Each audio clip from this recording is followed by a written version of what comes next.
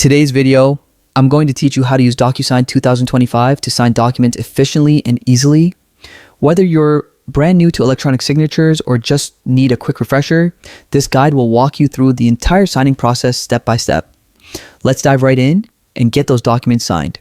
Start by heading over to the Docusign website. Docusign is one of the most trusted tools for electronic signatures and agreement management, so you'll want to make sure you're on the official page.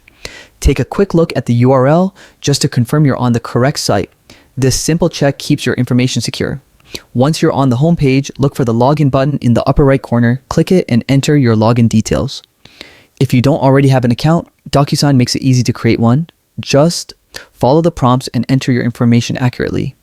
After logging in, you'll land on the main Docusign homepage. This is the hub where all your document activity takes place. The interface is designed to be user-friendly, so it shouldn't take long to get familiar with everything you see on screen. From here, click on Agreements. This section contains all the documents you're currently working with, including the ones that need your signature.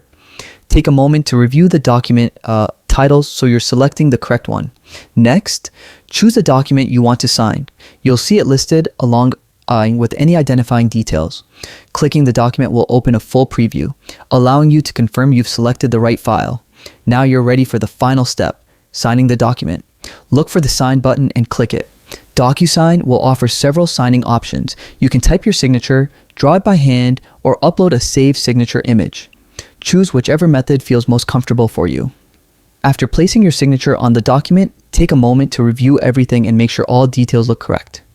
Once you're satisfied, simply complete the signing process and your document will be officially signed and ready to go. And that's all there is to it. You've successfully signed a document using Docusign 2025. With just a few quick steps, you can now handle electronic documents confidently and efficiently.